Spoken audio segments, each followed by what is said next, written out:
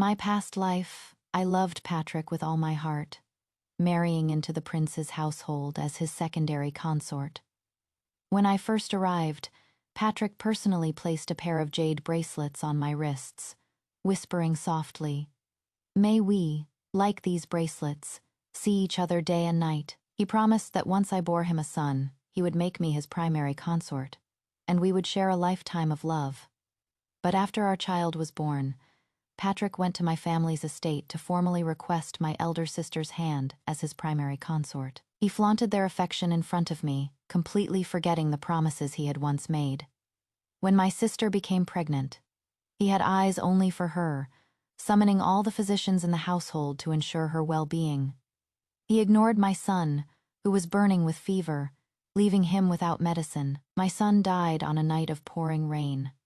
I knelt in the rain, clutching his small body, praying to the heavens, asking why they had not taken my life instead of my child's. As I wept, heartbroken, a light appeared in the distance, and I heard the joyous laughter of my sister and Patrick. Their laughter was like 1,000 needles piercing my skin, exposing my wretched state for all to see. The disdainful looks they cast were enough to kill me 1,000 times over. Later, my sister died in childbirth. Patrick blamed me for her death. His hatred so deep that on his deathbed, he wrote in his will that he never wanted to see me again, in this life or the next. Because of his will and the years he had imprisoned me, I died alone and forgotten in a cold, desolate palace. As I lay dying on the frigid bed, a tear of regret escaped my eye. In my heart, I swore an oath. If I could live again, Patrick, I would never dare to want your love. I thought that after death, I would finally see my son, Evan. But when I opened my eyes, I had returned to my wedding night with Patrick. Looking up at his young, smiling face as he placed the jade bracelets on my wrists, I realized I had been reborn, not to the night before my wedding, but to the wedding night itself, when I heard him whisper again, "May we, like these bracelets, see each other day and night." I knew that in this life our fates were once again intertwined. Gazing at the soft glow of the jade on my wrists, I felt none of the joy or excitement of my past life, only a sickening revulsion to hide the hatred in my eyes. I lowered my head, feigning shyness. "Julia, a moment of spring night is worth 1,000 gold. Let us rest." Yes, after a night of intimacy, just as before, Patrick handed me the seal of household management. As the steward presented it, my fingers traced the intricate carving.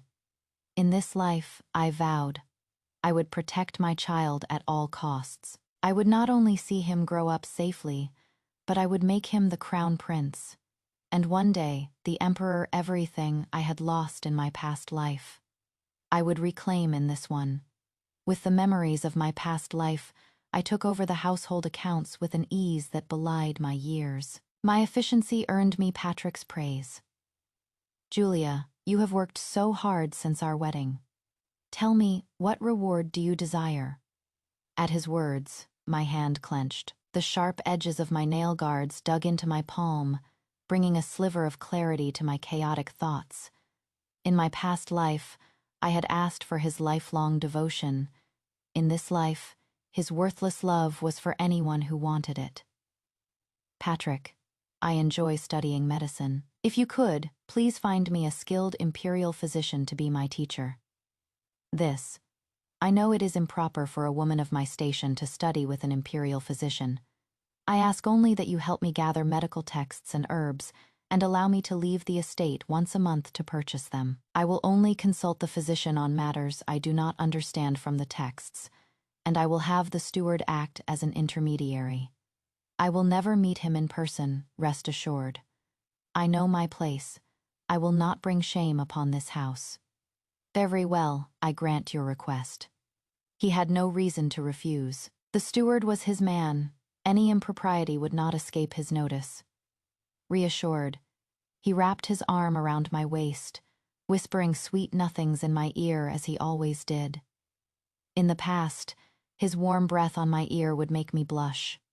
Now, I still blushed, but it was from suppressed fury. I was angry at myself, For without this damnable man, I would never see my Evan again.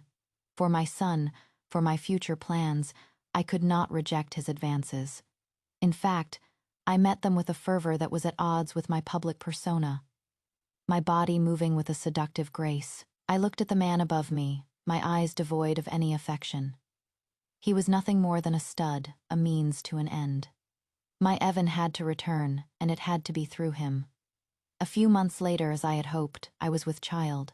Patrick sat by my bed, holding my hand. "Julia, if you bear me a son, I will make you my primary consort." How does that sound?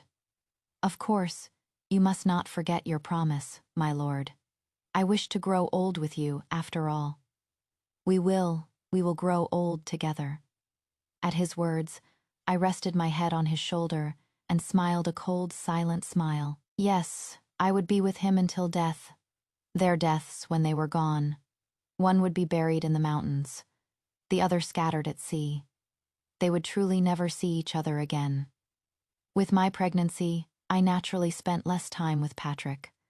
I even suggested a visit to my family's estate. My father and his wife greeted us at the gates. Even my own mother, who was usually confined to her courtyard, was dressed in her finest, standing behind the main wife.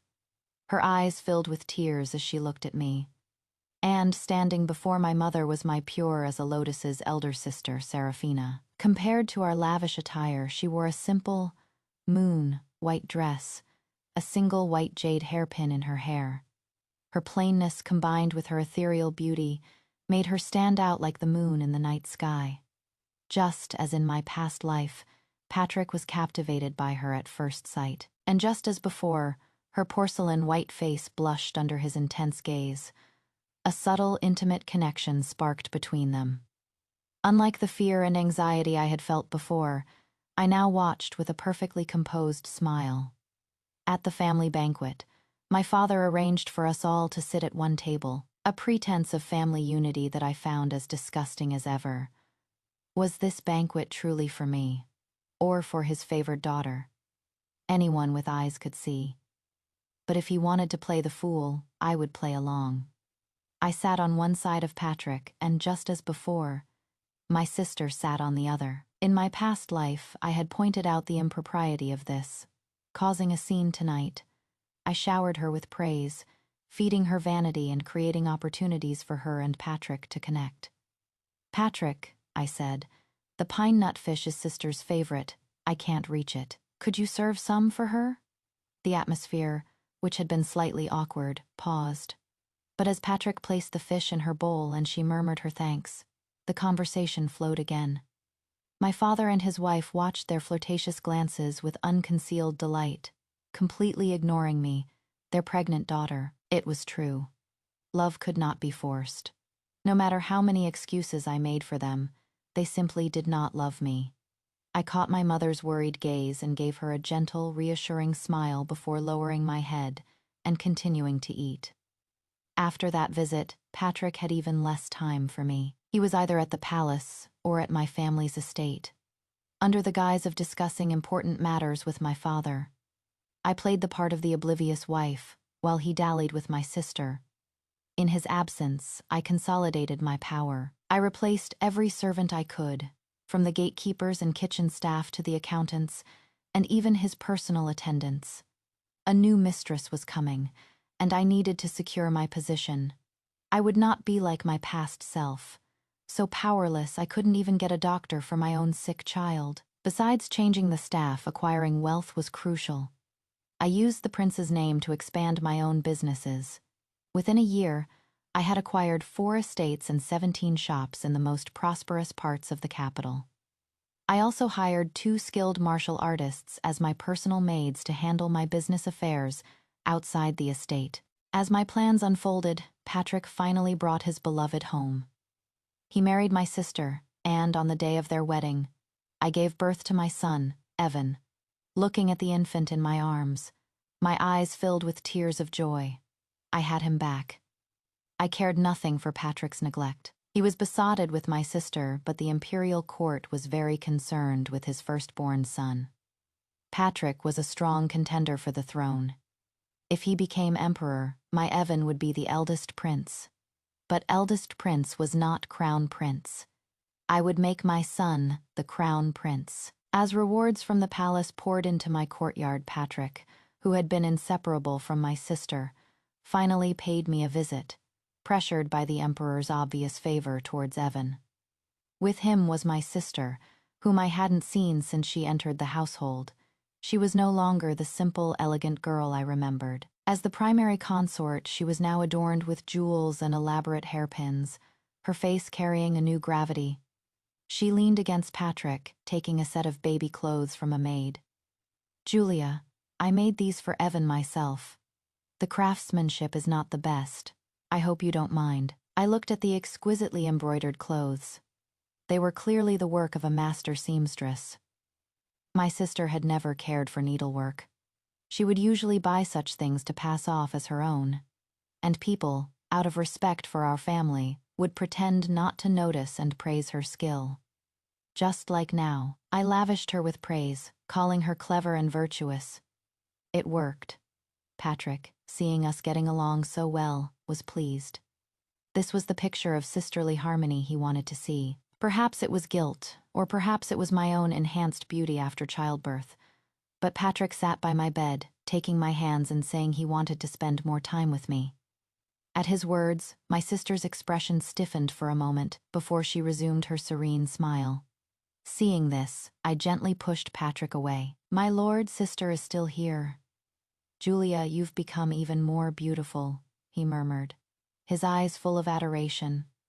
Yes, in the months he had been doting on his new wife, I had been diligently recovering, caring for Evan, and using my medical knowledge to enhance my own beauty. My striking features were a stark contrast to my sister's gentle elegance. She was beautiful, yes, but even a goddess can become boring after a while. And now his eyes were on me. I met his gaze, but didn't respond, only smiling shyly. When I saw my sister's displeasure, I had my maid, Clara, present her with a box. "Sister, I am so grateful for the clothes you made for my son. I was fortunate enough to acquire a fine piece of jade, and I had it carved into a pair of matching pendants for you and Patrick. May you two be forever united in heart." Clara opened the box, revealing a pair of exquisitely crafted jade pendants.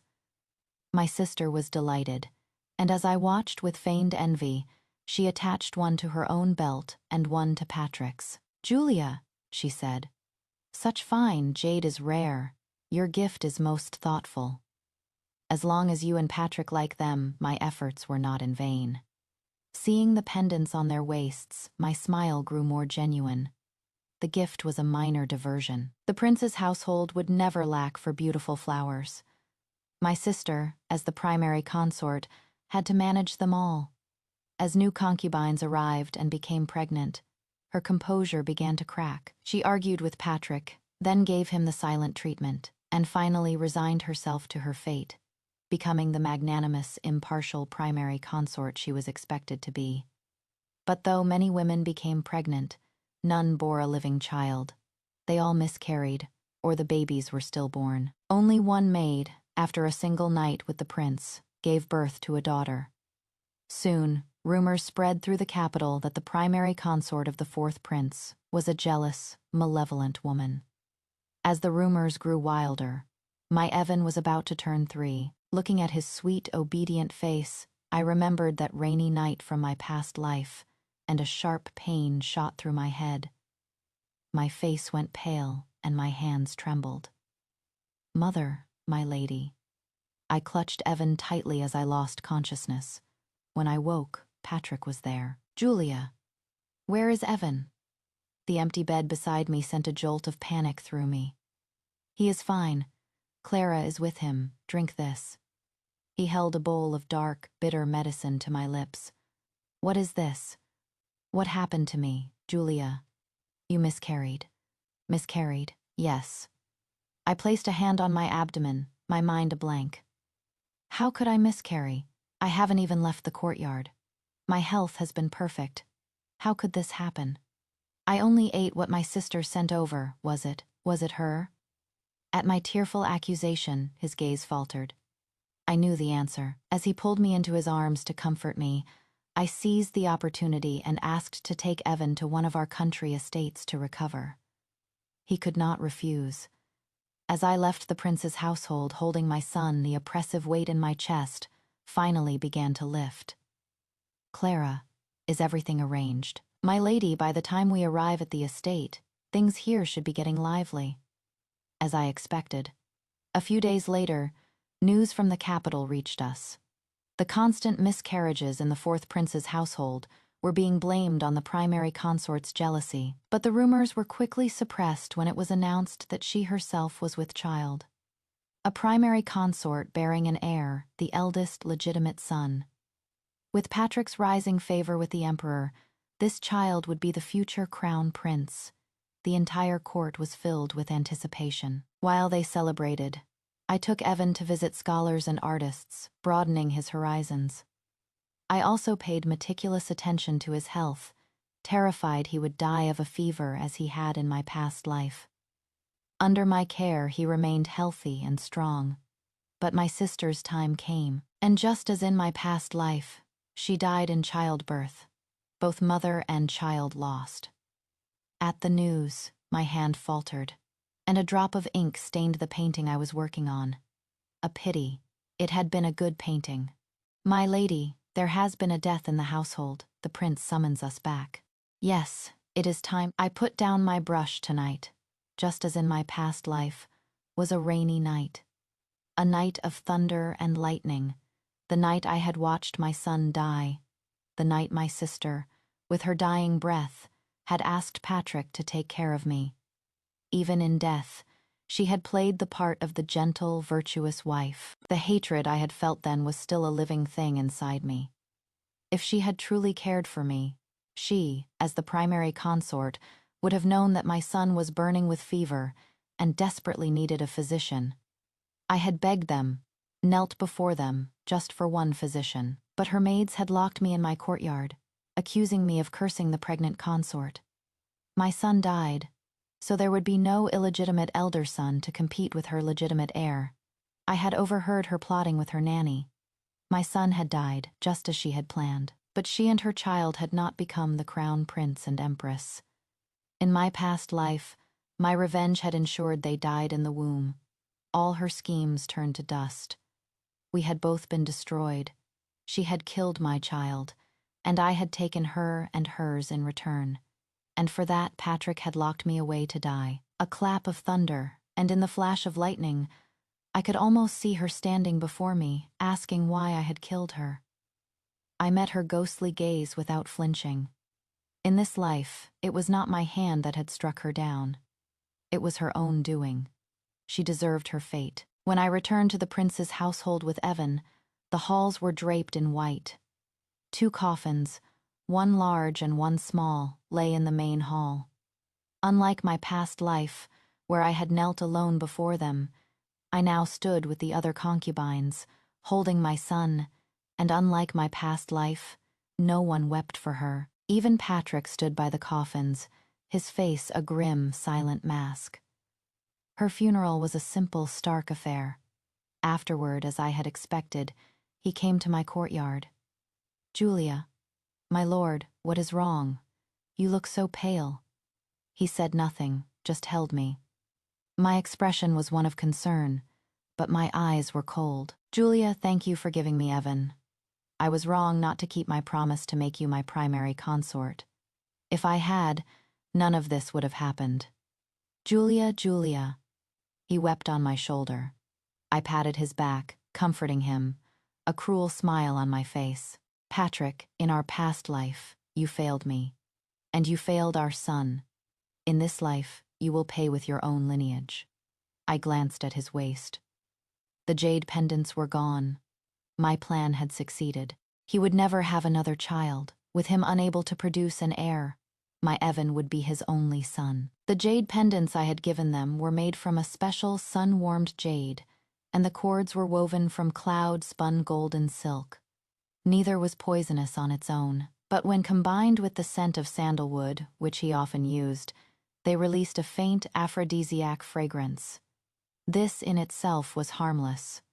But my sister, in a show of magnanimity, had gifted all the concubines undergarments embroidered with golden thread, and that thread had been soaked in the juice of the hongluo flower.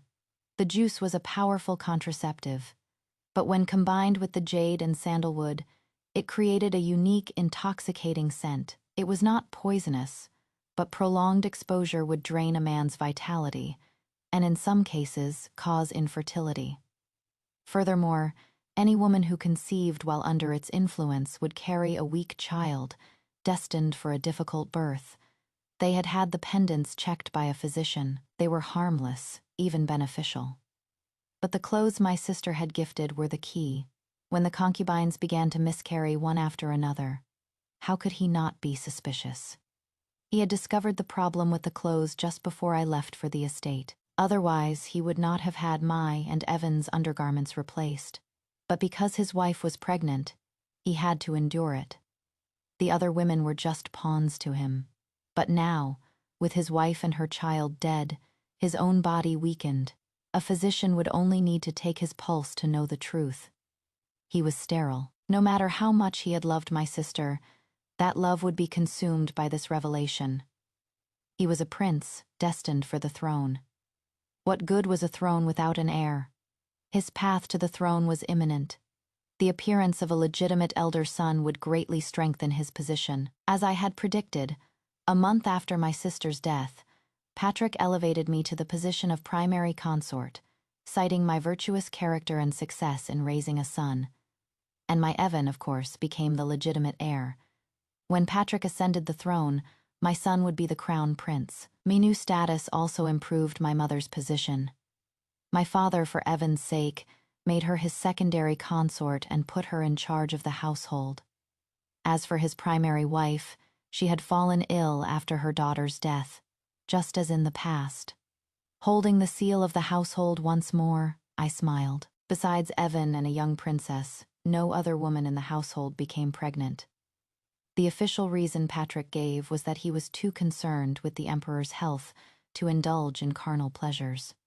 This earned him a reputation for filial piety, which further smoothed his path to the throne. Just as in my past life, Patrick became the emperor. I became his empress, and my son, the crown prince. As empress, I gathered alchemists and physicians from all over the land, supposedly to cure the emperor, but in reality to create longevity elixirs that would keep him healthy and strong. These alchemists were skilled, and under their care, the emperor even managed to get one of the palace maids pregnant. Though she miscarried at 2 months, this sliver of hope rekindled his own. He became obsessed with alchemy and with filling his harem, believing that with enough effort he could produce more heirs. An emperor could not rely on a single son. I scoffed at his efforts. He was dreaming if he thought he could replace my Evan. "Clara," I said, "inform the alchemists that their elixirs are beneficial to His Majesty's health. They may refine more for him." "Yes, Your Majesty. And the flowers in the palace are not as vibrant this year. The Emperor no longer enjoys strolling through the gardens.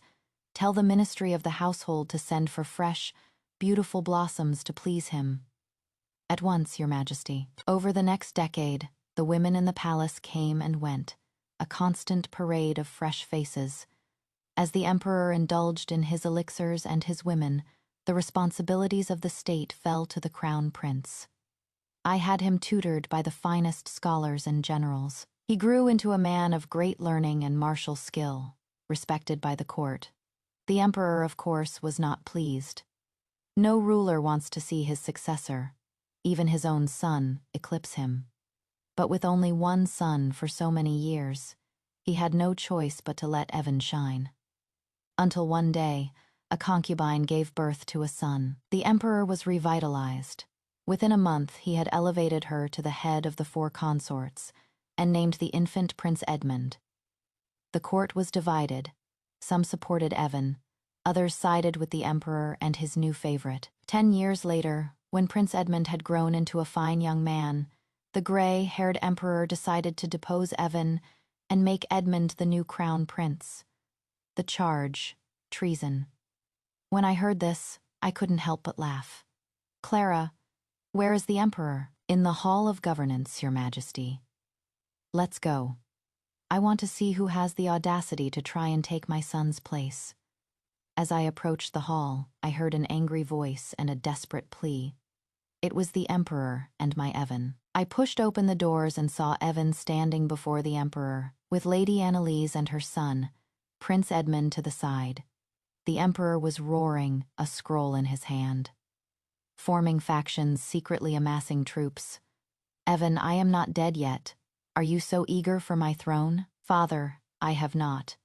I was merely discussing academics with my former classmates. And the troops, they are my own personal guard, no more than 500 men. How can that be considered amassing an army? Insolent child, you still deny it. The emperor threw the scroll, striking Evan on the forehead and drawing blood. He showed no remorse, only fury. I strode forward. Your Majesty, Evan is your only son.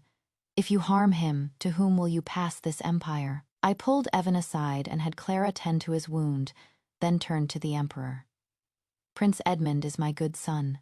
This traitor tried to usurp the throne. I will depose him. I am afraid that won't be possible, Your Majesty. I know your mind has been clouded by your elixirs, but you cannot be so foolish as to hand this empire over to a bastard. Bastard? Who are you calling a bastard? Prince Edmund, of course. Your Majesty, you lost the ability to father children years ago. How could you have a son with Lady Annalise? If he is not my son, then whose is he? For that, you should ask the tall eunuch, who is always by Lady Annalise's side. The emperor understood. He ignored their pleas and had the eunuch dragged away.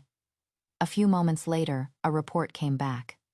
The eunuch was, in fact, a whole man. The truth was out. Empress, when did you know Prince Edmund was not my son? From the day you first favored Lady Annalise. I knew you had been cuckolded. In fact, I was the one who arranged their meeting. Her child couldn't wait, and I needed to find him a father. And there you were, a convenient solution. Vile woman, you dare to taint the royal bloodline. You deserve to die. I looked at his face, bloated from years of elixirs. This was not the man I had once loved. His eyes were clouded with suspicion and schemes. He was no longer my Patrick. I closed my eyes for a moment. Your Majesty, I have been your faithful empress for decades. I have raised Evan to be a fine man. For all my efforts, you show me no gratitude, only suspicion. Lady Annalise's affair is not my fault. You were the one who brought her into the palace. As your empress, I had to be magnanimous, to care for all your favorites. So if she bore you a bastard, were you not complicit? You were the happiest of all when he was born. Vile woman, how dare you speak of the royal bloodline so lightly? What has it to do with me? You were the one who couldn't control your desires, who brought in one beautiful girl after another. You were the one who made him a prince, to challenge my Evan. And now, the prince you spent 10 years grooming is a bastard. No wonder you are so angry. Vile woman, I will kill you. He was no longer the handsome young man I had known. This was a man consumed by his own paranoia. He was no longer the Patrick I loved. I looked at him and said calmly, Your Majesty, you have long since lost interest in governing. The court now looks to Evan as their leader. He is your only son, your only heir. If you kill me, do you think the son I raised will do nothing? At my words, Evan stepped silently behind me, his gaze calm as he looked at his father. The sound of armor clanking outside made the Emperor's eyes widen in disbelief. You dare to rebel? Not at all, Your Majesty. We are simply following the established custom. The Emperor is gravely ill, and the Crown Prince must act as regent. Is that not normal? I am ill. Are you not? At my questioning gaze, a strangled sound escaped his lips, and he coughed up a mouthful of blood. You poisoned me. I looked at him with something akin to pity. Your Majesty, I was not the one who poisoned you. You have been poisoning yourself for years. I have, of course. In your quest for more heirs, you have consumed countless elixirs. Did you not know they contained large amounts of cinnabar? A small amount is harmless, but after so many years, the poison has saturated your body. You have also indulged in countless women, draining your vitality. I have spent a fortune on tonics just to keep you looking healthy. Daring, you dare to commit regicide. I stepped closer. Your Majesty, I am only protecting myself. You knew you could not have more children, but you refused to believe it. You created this bastard prince to usurp my son's rightful place. We were husband and wife, from youth to now. Even if there was no love, was there not some affection? But you have no heart. You only care for your own interests. You thought Evan was too capable, too hard to control. So you raised this puppet, and now you try to depose him on a false charge of treason. He is the most important person in my life. To harm him is worse than killing me. So for my son, what is regicide? You. I quickly stuffed a pill into his mouth. As he collapsed, unable to speak, I turned and announced in a loud voice, Lady Annalise has defiled the palace and attempted to assassinate the Emperor, leaving him gravely wounded. Prince Edmund died protecting His Majesty and will be posthumously named a prince of the first rank. The Emperor is gravely ill and wishes to abdicate, retiring to the Taixing Palace. He has named the Crown Prince as his successor to ascend the throne immediately. At my words, Lady Annalise, her lover, and Prince Edmund were executed. The others, led by Evan, withdrew, leaving me in the silent hall. I looked at the unconscious Patrick. I had won, but I felt no joy. He had no memory of our past life. This victory was mine alone to contemplate. A month later, in the Taixing Palace, I held a bowl of soup to his lips. Your Majesty, this is 100-year, old ginseng. It will not let you die so quickly. He took a ragged breath and looked at me. Julia, I had a dream last night. I dreamed that Evan was dead, and I had imprisoned you in the cold palace to never see you again. My hand paused. I looked at him and said gently, yes, in our past life, you had many children. Even the daughter of a lowly maid was made a princess. But my Evan was killed by you and your precious primary consort. You blamed me for his death, for the deaths of all the other children. You said I was venomous, that I was not fit to be buried with you. I died a miserable death, so in this life, I made sure that besides my Evan, you would never have another son. You hated me. You hated my son. So in this life, I made you pass your throne to the son you despised most. Don't you think, Your Majesty, that I have taken my revenge? My infertility. It was you. Of course, the jade pendants I gave you and your sister were a fine gift, and a fine gift should be used in the most appropriate way. Are you not afraid I will kill you? Impossible. I have been planning this for decades. All your trusted men are now my men. The officials at court, whether they support Evan or not, they all answer to me. The arguments you saw in the court were just a show I put on for you. Your Majesty, have you not noticed that you have no one left? He clutched his throat, his eyes wide with terror. I watched him and said calmly, it is just a potion to make you mute, Your Majesty. It is not fatal, so you do not say things you shouldn't. You will have to spend the rest of your days in silence, waiting for death. Ignoring his muffled roars, I walked out of the palace. Evan was waiting for me. Evan, do you resent me for being so cruel to your father? Number, if you hadn't, I would have died before I was 3, and you would have been locked away to die alone, not even given a place in the imperial tombs. At his words, I turned and stared at him in shock. Mother, after I died in our past life, I stayed by your side. I was with you when you died in the cold palace. If I had lived, or if you had never loved him, our lives would have been like this. Our goal has been achieved. What is there to resent? Yes, our goal has been achieved. My fate in that life has become his, and that is enough.